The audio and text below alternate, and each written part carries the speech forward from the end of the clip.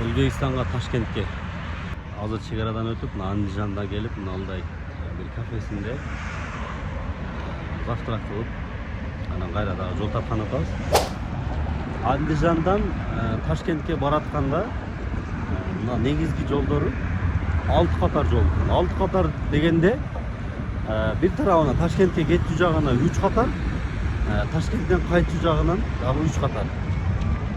Ошондуктан унаа тыгыны деген Андижандан азыр Ташкентке карап келатабыз. Эч бир жерде унаа тыгын дегенди мындай байкаган жокпуз да. Жолдор аябай кенен, аябай чоң.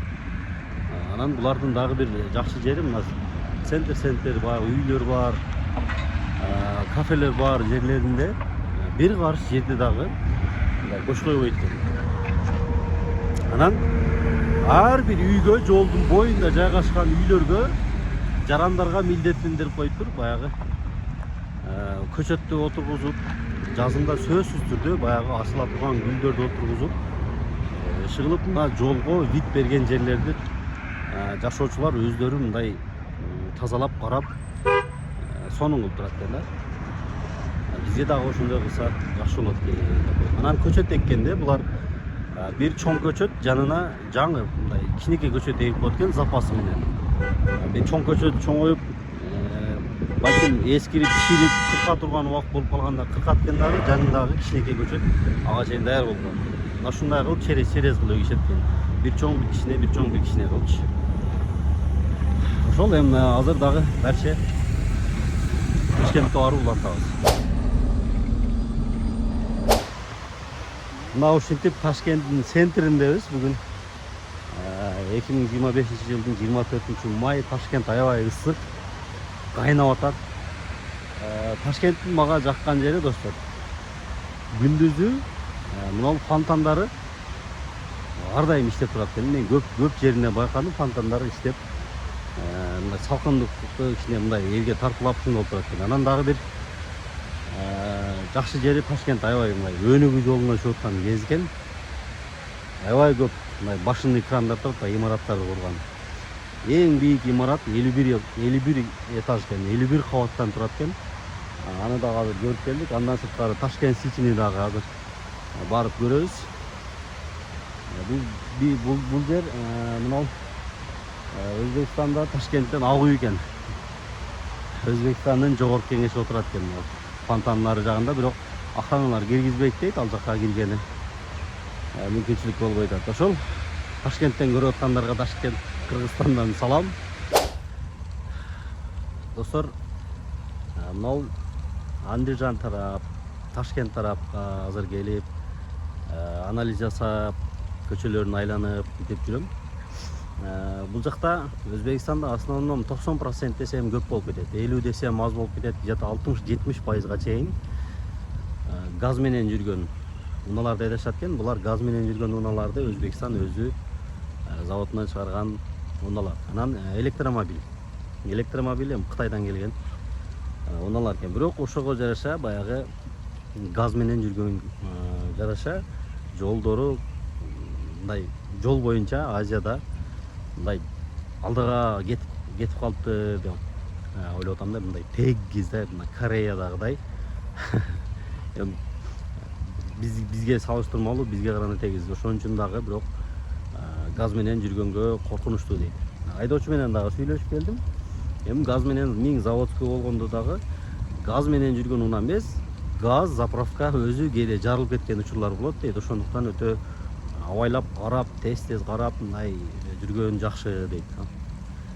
Күн ысыкта, күн суукта өзүнүн мындай кандай десем, мындай карап тура турган нерселер болот экен да. Анан биздин жолго такыр эле туура келбейт экен дейт.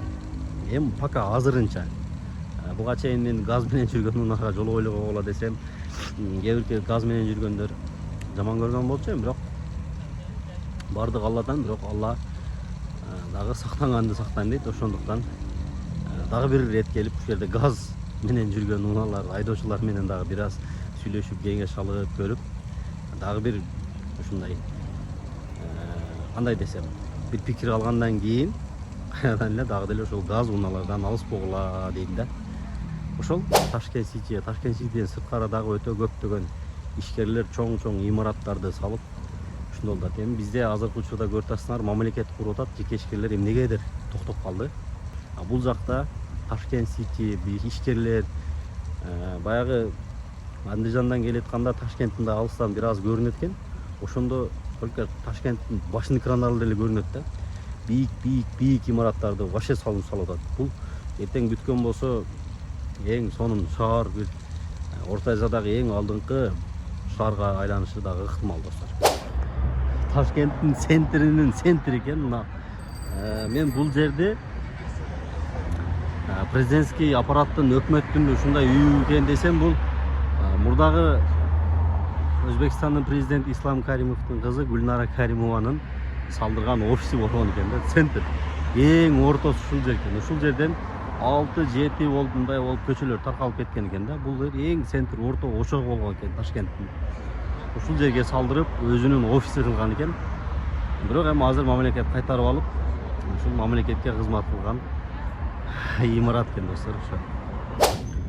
Мен достор бул Андижан тараптан, мен башка жактарына пока бара элекмин. Андижан тараптан Ташкентке келеткан жагында 6 полоса экен, бир тарабы 3 полоса, бир тарабы 3 полоса экен деп жолдорду айтып атмын.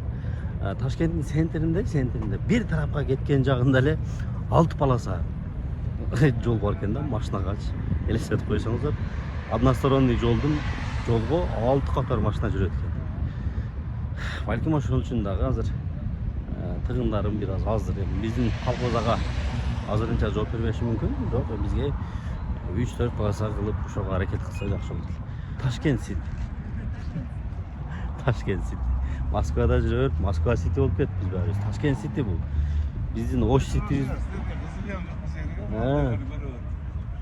Биздин Ош Сити дагы ушундай болот. Кудай калсачы. Мындан да жакшы болот,